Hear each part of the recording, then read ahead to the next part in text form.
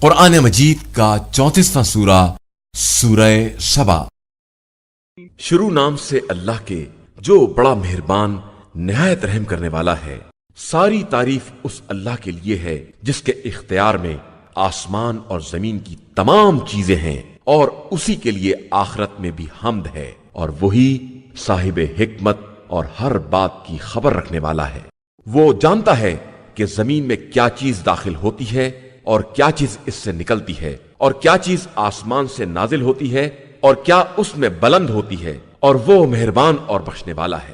اور کفار کہتے ہیں کہ قیامت آنے والی نہیں ہے، تو آپ صلی اللہ علیہ وآلہ وسلم کہہ دیجئے کہ میرے پروردگار کی قسم وہ ضرور آئے گی۔ وہ عالم الغیب ہے، اس کے علم سے آسمان و زمین کا کوئی ذرہ دور نہیں ہے، اور نہ اس سے چھوٹا اور نہ بڑا، بلکہ سب کچھ اس کی روشن کتاب میں محفوظ ہے، تاکہ وہ ایمان لانے والے اور نیک اعمال انجام دینے والوں کو جزا دے کہ ان کے لیے مغفرت اور باعزت رزق ہے۔ اور جن لوگوں نے ہماری آیتوں کے مقابلے میں دوڑ دھوپ کی، ان کے لیے دردناک سزا کا عذاب معین ہے۔ اور جن لوگوں کو علم دیا گیا ہے وہ جانتے ہیں کہ جو کچھ آپ صلی اللہ علیہ وآلہ وسلم کی طرف پروردگار کی طرف سے نازل کیا گیا ہے سب بالکل حق ہے، اور خدائے غالب و قابل حمد و ثنا کی طرف ہدایت کرنے والا ہے۔ اور جن لوگوں نے کفر اختیار کیا، ان کا کہنا ہے کہ ہم تمہیں ایسے آدمی کا پتہ بتائیں جو یہ خبر دیتا ہے کہ جب تم مرنے کے بعد ٹکڑے ٹکڑے ہو جاؤ گے تو تمہیں نئی خلقت کے بھیس میں لایا جائے گا۔ اس نے اللہ پر جھوٹا الزام باندھا ہے یا اس میں جنون پایا جاتا ہے؟ نہیں،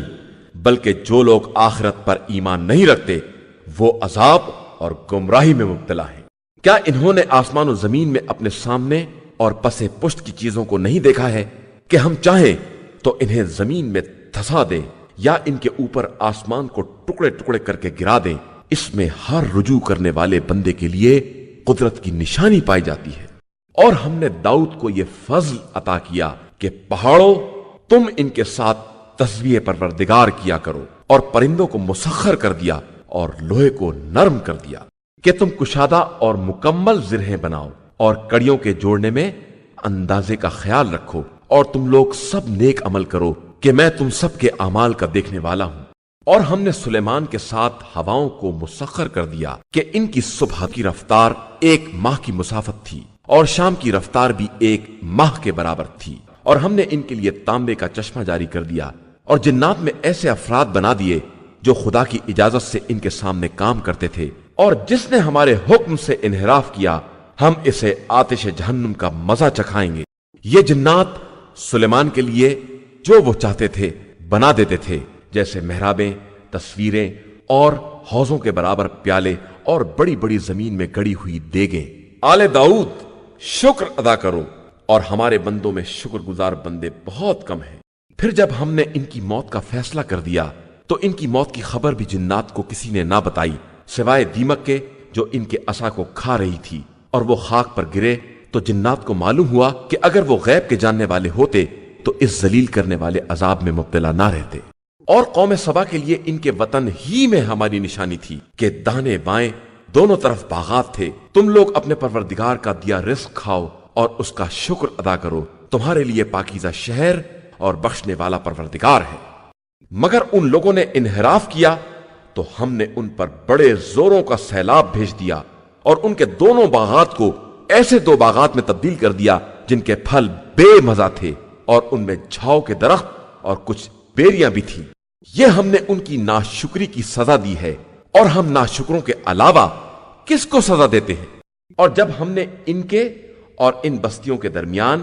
جن میں ہم نے برکتیں رکھی ہیں کچھ نمایاں بستیاں قرار دیں، اور ان کے درمیان سیر کو معین کر دیا کہ اب دن و رات جب چاہو سفر کرو، محفوظ رہو گے، تو انہوں نے اس پر یہ کہا کہ پروردگار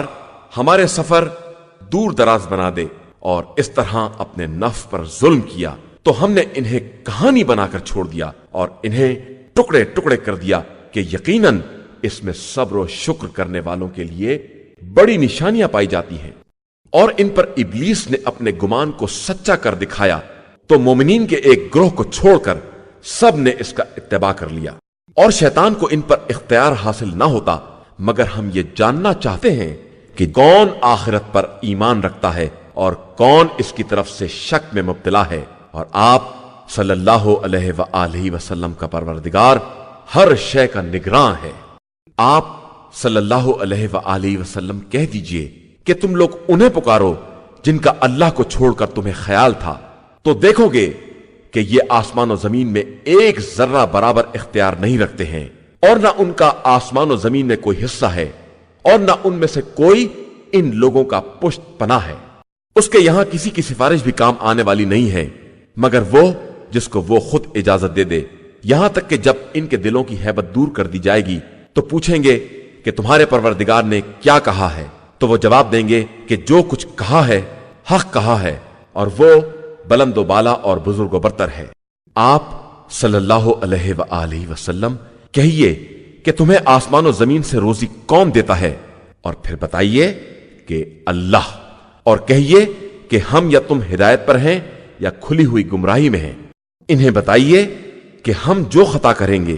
اس کے بارے میں تم سے سوال نہ کیا جائے گا، اور تم جو کچھ کرو گے اس کے بارے میں ہم سے سوال نہ ہوگا۔ کہیے کہ ایک دن خدا ہم سب کو جمع کرے گا اور پھر ہمارے درمیان حق کے ساتھ فیصلہ کرے گا، اور وہ بہترین فیصلہ کرنے والا اور جاننے والا ہے۔ ان سے کہیے کہ ذرا ان شرکا کو دکھلاؤ جن کو خدا سے ملا دیا ہے، یہ ہرگز نہیں دکھا سکیں گے، بلکہ خدا صرف خدائے عزیز و حکیم ہے۔ اور پیغمبر، ہم نے آپ صلی اللہ علیہ وآلہ وسلم کو تمام لوگوں کے لیے صرف بشیر و نذیر بنا کر بھیجا ہے۔ یہ اور بات ہے کہ اکثر لوگ اس حقیقت سے باخبر نہیں ہیں، اور کہتے ہیں کہ اگر تم سچے ہو تو یہ وعدہ قیامت کب پورا ہوگا؟ کہہ دیجئے کہ تمہارے لیے ایک دن کا وعدہ مقرر ہے جس سے ایک ساتھ پیچھے ہٹ سکتے ہو اور نہ آگے بڑھ سکتے ہو۔ اور کفار یہ کہتے ہیں کہ ہم نہ اس قرآن پر ایمان لائیں گے اور نہ اس سے پہلے والی کتابوں پر۔ تو کاش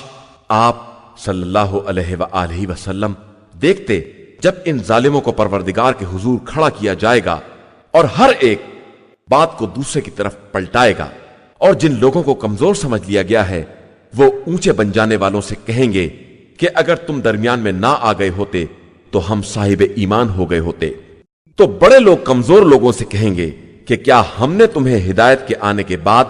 اس کے قبول کرنے سے روکا تھا؟ ہرگز نہیں، تم خود مجرم تھے۔ اور کمزور لوگ بڑے لوگوں سے کہیں گے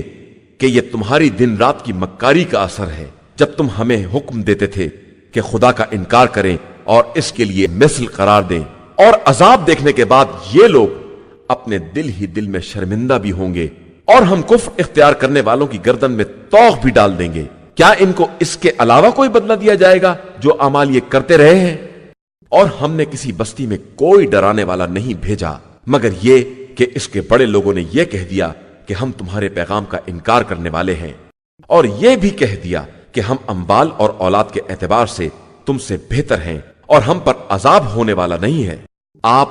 صلی اللہ علیہ وآلہ وسلم کہہ دیجئے کہ میرا پروردگار جس کے رزق میں چاہتا ہے کمی یا زیادتی کر دیتا ہے، لیکن اکثر لوگ نہیں جانتے ہیں۔ اور تمہارے اموال اور اولاد میں کوئی ایسا نہیں ہے جو تمہیں ہماری بارگاہ میں قریب بنا سکے، علاوہ ان کے جو ایمان لائے اور انہوں نے نیک اعمال کیے، تو ان کے لیے ان کے اعمال کا دوہرا بدلہ دیا جائے گا، اور وہ جھروکوں میں امن و امان کے ساتھ بیٹھے ہوں گے۔ اور جو لوگ ہماری نشانیوں کے مقابلے میں دوڑ دھوپ کر رہے ہیں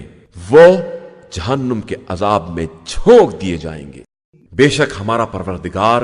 اپنے بندوں میں جس کے رزق میں چاہتا ہے وسعت پیدا کرتا ہے، اور جس کے رزق میں چاہتا ہے تنگی پیدا کرتا ہے، اور جو کچھ اس کی راہ میں خرچ کرو گے وہ اس کا بدلہ بہرحال عطا کرے گا، اور وہ بہترین رزق دینے والا ہے۔ اور جس دن خدا سب کو جمع کرے گا اور پھر ملائکہ سے کہے گا کہ کیا یہ لوگ تمہاری ہی عبادت کرتے تھے؟ تو وہ عرض کریں گے کہ تو پاک و بے نیاز اور ہمارا ولی ہے، یہ ہمارے کچھ نہیں ہے، اور یہ جنات کی عبادت کرتے تھے اور ان کی اکثریت انہی پر ایمان رکھتی تھی۔ پھر آج کوئی کسی کے نفع اور نقصان کا مالک نہیں ہوگا، اور ہم ظلم کرنے والوں سے کہیں گے کہ اس جہنم کے عذاب کا مزہ چکھو جس کی تکذیب کیا کرتے تھے۔ اور جب ان کے سامنے ہماری روشن آیتوں کی تلاوت کی جاتی ہے تو کہتے ہیں کہ یہ شخص صرف یہ چاہتا ہے کہ تمہیں ان سب سے روک دے جن کی تمہارے آباء و اجداد پرستش کیا کرتے تھے، اور یہ صرف ایک گڑھی ہوئی داستان ہے۔ اور کفار تو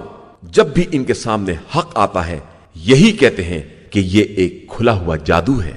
اور ہم نے انہیں ایسی کتابیں نہیں عطا کی ہیں جنہیں یہ پڑھتے ہوں، اور نہ ان کی طرف آپ صلی اللہ علیہ وآلہ وسلم سے پہلے کوئی ڈرانے والا بھیجا ہے۔ اور ان کے پہلے والوں نے بھی انبیاء کی تکذیب کی ہے، حالانکہ ان کے پاس اس کا 10واں حصہ بھی نہیں ہے جتنا ہم نے ان لوگوں کو عطا کیا تھا، مگر انہوں نے بھی رسولوں کی تکذیب کی تو تم نے دیکھا کہ ہمارا عذاب کتنا بھیانک تھا۔ پیغمبر آپ صلی اللہ علیہ وآلہ وسلم کہہ دیجئے کہ میں تمہیں صرف اس بات کی نصیحت کرتا ہوں کہ اللہ کے لیے ایک ایک دو دو کر کے اٹھو، اور پھر یہ غور کرو کہ تمہارے ساتھی میں کسی طرح کا جنون نہیں ہے، وہ صرف آنے والے شدید عذاب کے پیش آنے سے پہلے تمہارا ڈرانے والا ہے۔ کہہ دیجئے کہ میں جو اجر مانگ رہا ہوں وہ بھی تمہارے ہی لیے ہے، میرا حقیقی اجر تو پروردگار کے ذمے ہے، اور وہ